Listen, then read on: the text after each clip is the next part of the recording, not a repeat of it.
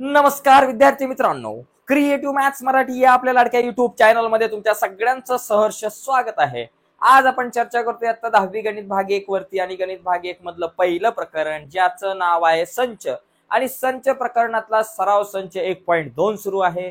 सराव संच 1.1 were already आपण चर्चा केलेली आहे। बघितला नसेल सराव संच 1.1 तर व्हिडिओच्या खाली डिस्क्रिप्शन मध्ये मी सराव संच 1.1 ची लिंक तुमच्यासोबत शेअर करतो। त्याचबरोबर जर तुम्ही इंग्लिश मीडियमला असाल किंवा मराठी मीडियमला असाल आणि हीच व्हिडिओ तुम्हाला इंग्लिश मधून बघायची असेल तर टेन्शन घेऊ नका। व्हिडिओच्या खाली डिस्क्रिप्शन मध्ये मी याच व्हिडिओची इंग्लिश मधली लिंक सुद्धा तुमच्यासोबत शेअर केले आणि सराव संच 1.1 ची पण इंग्लिश मधली लिंक शेअर केलेली आहे। तर जाऊयात पटकन पुढे। पण पुढे जाण्याच्या अगोदर एक काम करा, नवीन असाल चॅनलवर, अजूनपर्यंत चॅनल सबस्क्राईब नसेल केला तर आत्ताच सबस्क्राईब करून त्या बाजूचं बेलचं बटन दाबून टाका। चला जाऊयात पुढे। सराव संच 1.2 समजून घेण्याच्या अगोदर मित्रांनो काही महत्त्वाच्या गोष्टी आहेत, महत्त्वाच्या संकल्पना आहेत, त्या आपल्या डोक्यात फिट झाल्या पाहिजे। तर बघा, संचाचे प्रकार। संच म्हणजे काय आपण मागच्या व्हिडिओमध्ये बघितलं। संचाचे एकूण 4 महत्त्वाचे प्रकार आहेत। किती आहेत? 4। तर 4 मधला एक काय? एक घटक संच। बघा मित्रांनो, एक घटक संच नावातच आहे। ज्या संचात फक्त एकच घटक असतो त्याला आपण म्हणणार एक घटक संच। उदाहरणार्थ ए, मी असं लिहिलं, ए लिहिलं, इथं लिहिलं 2। आता याच्यामध्ये एकच घटक आहे, नंबर ऑफ ए बरोबर किती? 1। याच्यामध्ये असलेल्या घटकांची संख्या एकच आहे म्हणून याला म्हणणार एक घटक संच। किती सोपं आहे ना मित्रांनो, जास्त काळजी करायची नाही। एकच घटक दिसला की समजायचं एक घटक संच। आता आणि दुसरी एक गोष्ट मला सांगा, आता समजा ए याच्यात मी जर 0 लिहिला तर हा काय आहे? याच्यामध्ये पण एक घटक दिसतोय म्हणून हा पण एक घटकी संच। आता रिक्त संच बघा मित्रांनो, रिक्त म्हणजे रिकामा, इंग्लिश मध्ये म्हणणार एम्प्टी सेट। आता रिक्त संच म्हणजे काय? ज्या संचात एक पण घटक नाही। काय? ज्या संचात एकही घटक नाही त्याला आपण म्हणणार रिक्त संच। मग बघा, इथं मी बी लिहिला, याच्यात काहीच घटक नाही, मग हा काय झाला? रिक्त संच। नंबर ऑफ बी बरोबर 0, याच्यात एक पण घटक नाही। आता एखादा मुलगा म्हणून सर पी 0, हा कुठला संच झाला? एक घटक संच का रिक्त संच? याच्यात तर 0 आहे। पण मित्रांनो, 0 ही सुद्धा एक अंक, 0 सुद्धा एक अंक आहे आणि त्यामुळे 0 सुद्धा एक संख्या आहे। त्यामुळे हा सुद्धा जो आहे तो एक घटक संच झाला। याला तुम्ही रिक्त संच म्हणू नका। जर त्याच्यात काहीच नसल तर तो रिक्त संच, लक्षात घ्या। ज्याच्यामध्ये एक घटक तो एक घटकी संच, ज्याच्यामध्ये काहीच नाही तो रिक्त संच। त्याच्यानंतर शांत संच। शांत नाही, शांत संच। शांत म्हणजे काय? ज्याच्यातले घटक आपण मोजू शकतो। मग याच्यातले घटक बघा, समजा मी लिहिला सी, याच्यामध्ये घटक लिहिलं 1 1 1 2 3 4 5। आता मला सांगा, यातले घटक आपण मोजू शकतो काय? 1 2 3 4 5। किंवा बाबा असं असेल, ए असेल, बी असेल, सी असेल, डी असेल। आता याच्यातले घटक मोजू शकतो का? 1 2 3 4। हो सर, आम्ही मोजू शकतो। नंबर ऑफ सी बरोबर 4। म्हणजे ज्याच्यातले घटक मोजता येतात त्याला आपण कुठला संच म्हणतो?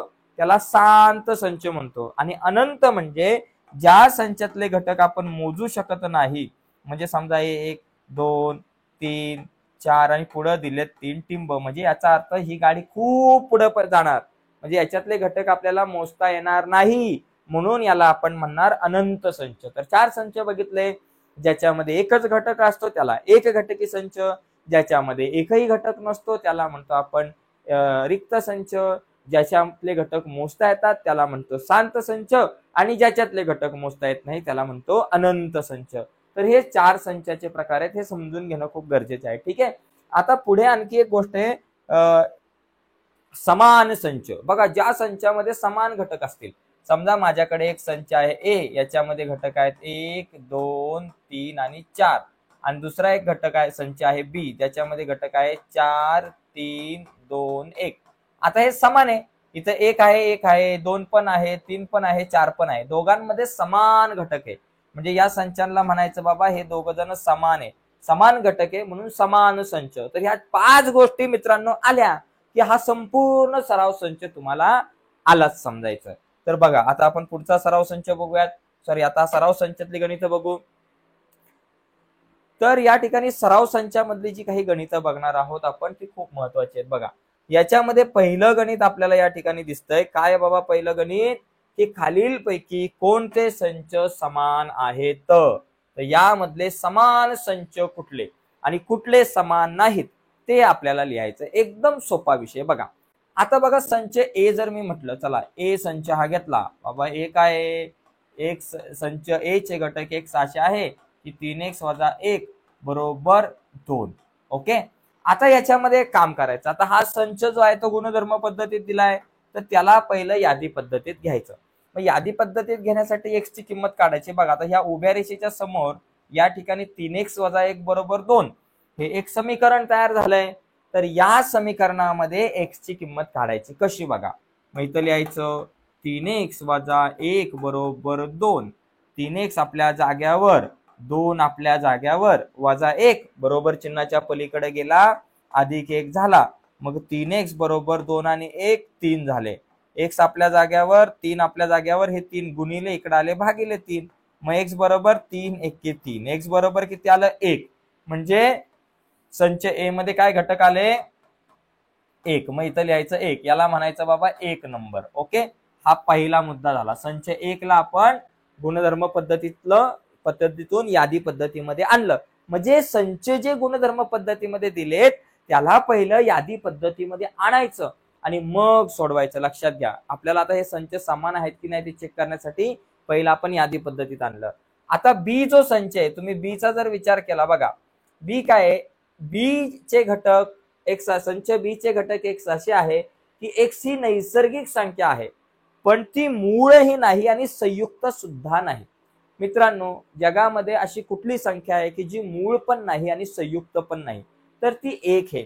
एक ही संख्या अशी आहे की जी मूळ पण नाही आणि संयुक्त सुद्धा नाही, म्हणजे बी चे घटक काय येतील 1। आता सी जो संच आहे त्याच्यामध्ये जर तुम्ही बघितलं तर सी संचामध्ये आपल्याला काय दिलंय की संच एक्स, सी चे घटक एक्स असे आहे की सी एक्स ही नैसर्गिक संख्या आहे, म्हणजे इथं नैसर्गिक संख्या आहे एक्स। आणि नैसर्गिक संख्या कुठल्या 1 2 3 4 5 डॉट डॉट डॉट या सगळ्या नैसर्गिक संख्या, परंतु एक्स ही 2 पेक्षा लहान आहे। म्हणजे जी नैसर्गिक संख्या तुम्हाला पाहिजे ती 2 पेक्षा लहान आहे। मग मला सांगा 2 पेक्षा लहान संख्या कुठली, सर 2 पेक्षा लहान संख्या एकच येते, तिच्यापेक्षा दुसरी कोण येत नाही, म्हणून इथं एकच लिहिली आणि याला म्हटलं समीकरण 3। जर इथं असं म्हटलं असतं एक्स ही 3 पेक्षा लहान आहे, मग 3 पेक्षा लहान म्हटल्यावर आपण 1 आणि 2 अशा 2 संख्या लिहिल्या असत्या। इथं म्हटलं असतं 4 पैकी लहान आहे तर आपण 1 2 3 अशा संख्या लिहिल्या असत्या। तर या ठिकाणी संच 1 2 आणि 3 चा जर विचार केला बघा, 1 2 व 3 वरून, 1 2 व 3 वरून, विधान 1 2 व 3 वरून आपल्याला काय दिसतंय बाबा, हे तिन्ही संच समान आहेत की नाही। संच ए मध्ये काय घटक आहे 1, संच बी मध्ये काय घटक आहे 1 आणि संच सी मध्ये सुद्धा काय घटक आहे 1 आहे। म्हणजे इथं जर आपण बघितलं तर सर्व संच समान आहे। संच ए बरोबर बी बरोबर सी हे तीनही संच सारखे आहेत। म्हणजे मित्रांनो इतकं सोपं गणित आहे, अवघड जगात काहीच नाहीये। म्हणजे अवघड जरी असलं तरी सोडवता येऊ शकतं, तर ही सोपी गणित आहेत। तर संच समान आहे की नाही हे ठरवण्यासाठी आधी आपल्याला काय करावं लागेल, हे दोनही संच जे आहेत किंवा तीन दिले असतील तर तीनही संच ते आपल्याला यादी पद्धतीत लिहायचे। यादी पद्धतीमध्ये लिहिल्यानंतर सगळ्या गोष्टी क्लिअरली स्पष्ट होतात। आता पुढे जाऊयात बघा, पुढे आपण बघितलं तर बघा पुढचा मुद्दा, जग्गा मागा इकडे बघा, संच ए व बी समान आहेत का।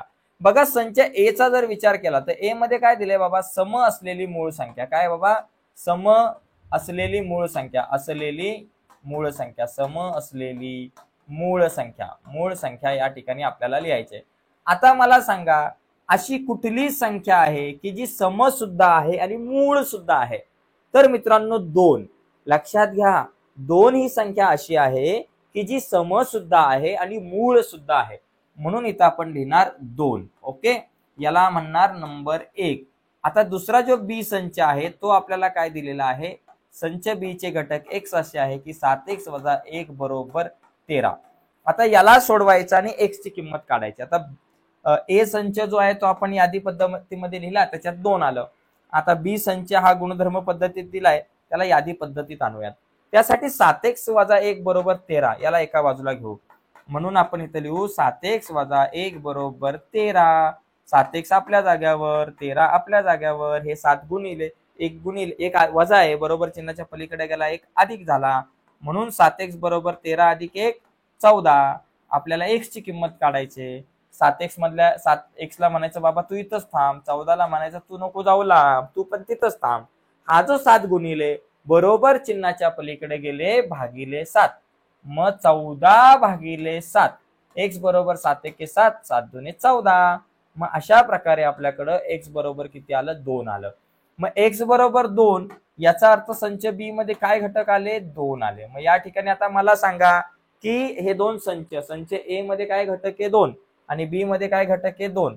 मग आता हे दोन संच समान आहेत का, समान आहे. इथं सुद्धा 2 आहे, इथं सुद्धा 2 आहे. मग इथं फक्त लिहायचं विधान 1 व 2 वरून, विधान 1 व 2 वरून, 1 व 2 वरून आपण म्हणू शकतो की संच ए बरोबर संच बी, संच ए बरोबर संच बी. संच ए आणि संच बी हे दोन्ही संच कसे, समान संच आहेत. तर अशा प्रकारे मित्रांनो आपल्याला या प्रश्नाच्या उत्तरापर्यंत जाता येईल. आता तिसरा प्रश्न बघूयात. काय बाबा हा तिसरा प्रश्न, हा पण सोपा आहे. खालीलपैकी रिक्त संच कुठले. बघा मित्रांनो, ज्या संचामध्ये एकही घटक नसतो त्याला आपण रिक्त संच म्हणतो. ओके, आता बघा पहिला प्रश्न. आता हा जो संच आपल्याला ए, बघा संच ए चे घटक ए असे की ही शून्यापेक्षा लहान असणारी नैसर्गिक संख्या. आता ए जे आहे आपण म्हटलं की बाबा ए ही शून्यापेक्षा लहान असणारी संख्या, ही शून्यापेक्षा लहान असणारी संख्या, इथं लिहू शून्यापेक्षा लहान असणारी संख्या, लहान संख्या. ओके, शून्यापेक्षा लहान संख्या. आता मला सांगा शून्यापेक्षा लहान नैसर्गिक संख्या, लहान असणारी नैसर्गिक संख्या, शून्यापेक्षा लहान असणारी नैसर्गिक संख्या,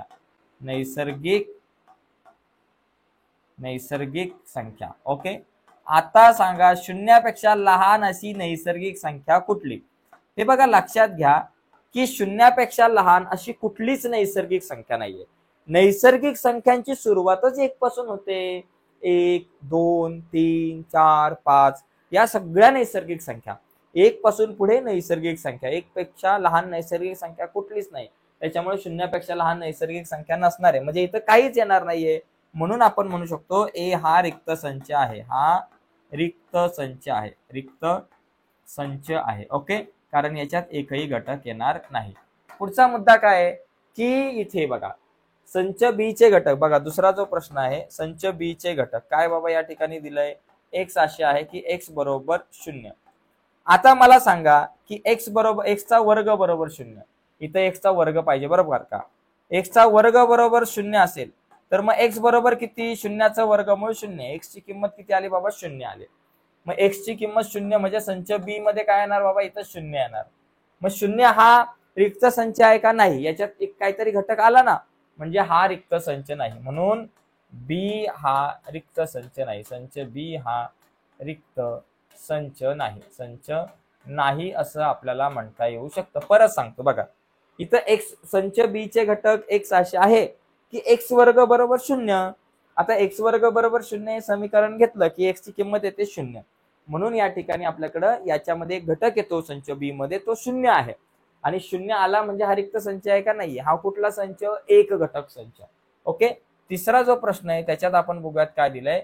बघा संच एक्स चे घटक, संच सी चे घटक एक्स असे आहे की 5x वजा 2 बरोबर 0, 2 बरोबर 0.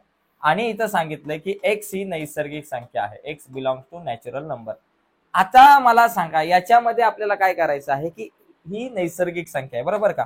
मग आधी एक्स ची किंमत काढू, हे जे समीकरण घेऊन एक्स ची किंमत काढू. काय येते बघा, बघा 5x वजा 2 बरोबर 0. 5x आपल्या जाग्यावर, वजा 2 बरोबर चिन्हाच्या पलीकडे गेले, अधिक 2 झाले. एक्स आपल्या जाग्यावर, 2 आपल्या जाग्यावर, 5 गुणिले इकडे आले भागिले. एक्स बरोबर 5/2 आलं. मला सांगा आता इथं आपण एक्स ची किंमत 5/2 लिहू शकतो का. इथं आपल्याला काय सांगितलंय, एक्स नॅचरल नंबर आहे, एक्स नैसर्गिक संख्या आहे. 5/2 नैसर्गिक संख्या आहे का, नाही. मग ही नैसर्गिक संख्या नाही, मग इथं लिहू शकतो का, नाही. हा, जर फक्त 2 आला असतं किंवा फक्त 5 आला असतं तर मी लिहिलं असतं, पण सध्या ही नैसर्गिक संख्या नाहीये 2/5. ओके, म्हणून आपण म्हणू शकतो की सी हा रिक्त संच आहे. ओके, रिक्त संच आहे, सी हा रिक्त संच आहे. तर अशा प्रकारे आपल्याला हा प्रश्न सोडवता येऊ शकतो. एकदम सोपे प्रश्न होते तिन्हीच्या तिन्ही. आता आपण पुढच्या प्रश्नाकडे जाऊयात. प्रश्न क्रमांक जो चौथा आहे, चौथ्या प्रश्नाकडे आपली गाडी वळूयात. बघा, चौथा प्रश्न सोपा आहे आणि चौथ्या प्रश्नानंतर मग विषय संपला. आपला शेवटचा चौथा प्रश्न हा. या प्रश्नात मला काय सांगितलं की खालीलपैकी कोणते संच शांत आणि कुठले संच अनंत ते सांगायचंय. बघा, शांत संच म्हणजे ज्या संचातले घटक आपण मोजू शकतो. आता इथे बघा, संच ए चे घटक एक अशी आहे की एक्स ही 10 पेक्षा लहान संख्या आहे आणि ती नैसर्गिक संख्या आहे. मग 10 पेक्षा लहान नैसर्गिक संख्या कुठल्या असतात? 1, 2, 3, 4, 5, 6, 7, 8 आणि 9. आता मला सांगा, या संख्या तुम्ही मोजू शकतो का? मोजू शकता का या संख्या? 1, 2, 3, 4, 5, 6, 7, 8, 9. येस, मोजू शकतो. मग इथं बाबा ह्या एकूण 9 आहेत, या संख्या मोजू शकतो आपण. म्हणून हा शांत संच आहे का? आहे. मग इथं लिहायचं हा शांत संच आहे. ए हा शांत संच आहे असं लिहायचं. ओके. आता इथे बघा, संच बी चे घटक वाय असे आहेत की वाय ही लहान आहे कशापेक्षा? बघा, आता इथं जर बघितलं तर वाय ही -1 पेक्षा लहान संख्या आहे आणि वाय ही पूर्णांक संख्या आहे. पूर्णांक संख्या म्हणजे काय? ज्या वजा मधल्या संख्या असतात त्या पण, अधिक मधल्या संख्या त्या पण आणि शून्य सगळं मिळून पूर्णांक संख्या. मग आता ही -1 पेक्षा लहान, -1 पेक्षा लहान संख्या -2, -3, -4, -5, -6. पण कुठं थांबायचं ते या ठिकाणी दिसत नाही. -6, -7, -8, -9, -10, -11 भरपूर साऱ्या संख्या आहेत की ज्या -1 पेक्षा लहान आहेत. मग हा शांत आहे का अनंत? मग लिहायचं हा अनंत संच आहे. म्हणून हा अनंत संच आहे. एकदम सोपं आहे ओळखणं. पुढचा मुद्दा, तुमच्या शाळेतील 9वी मधील सर्व विद्यार्थ्यांचा संच. तुमच्या शाळेतली 9वीची सगळी मुलं तुम्ही मोजू शकताय. 50, 60, 100, 1000, 1200 जेवढी असतील ती मोजू शकताय. म्हणून हा जो संच आहे हा झाला तुमचा शांत संच, मोजू शकतो. तुमच्या गावातील रहिवासी पण तुम्ही मोजू शकता, किती लोक राहतात गावात, ते पण शांत आहे. प्रयोगशाळेमधील उपकरणांचा संच, तुमच्या प्रयोगशाळेमध्ये जेवढी उपकरणं असतील तेवढी सगळी तुम्ही मोजू शकता. म्हणून हा सुद्धा तुमचा झाला शांत संच. त्यानंतर पूर्ण संख्यांचा संच. पूर्ण संख्या म्हणजे काय बाबा? पूर्ण संख्या म्हणजे समजा डब्ल्यू बरोबर तुमच्याकडे येईल 1, 2, 3, 4, शून्य पासून सुरुवात होते पूर्ण संख्याची. 0, 1, 2, 3, 4, खूप 5, खूप लांब पर्यंत जातील. हा पूर्ण संख्यांचा जो संच आहे तो खूप लांब पर्यंत जाऊ शकतो. मग हा शांत आहे का अनंत? हा अनंत संच आहे, अनंत संच. बरोबर, खूप साऱ्या संख्या येतील. त्याचबरोबर परिमेय संख्यांचा संच हा सुद्धा एक अनंत संच आहे, कारण परिमेय संख्या खूप साऱ्या आहेत. तर अशा प्रकारे सराव संच 1.2 आपण बघू शकतोय. नक्कीच मित्रांनो, तुम्हाला व्हिडिओ आवडले असेल तर व्हिडिओला लाईक करा. नवीन असाल आपल्या चॅनलवर, अजूनपर्यंत चॅनल सबस्क्राईब नसेल केला तर आत्ताच चॅनल सबस्क्राईब करून त्या बाजूला असलेलं बेलचं बटन दाबा, जेणेकरून मी अपलोड केलेल्या प्रत्येक नवीन व्हिडिओची नोटिफिकेशन तुमच्यापर्यंत पोहोचेल. तर मित्रांनो, आजच्या या चर्चेमध्ये इथेच थांबूयात. बाय सर्वांना, धन्यवाद.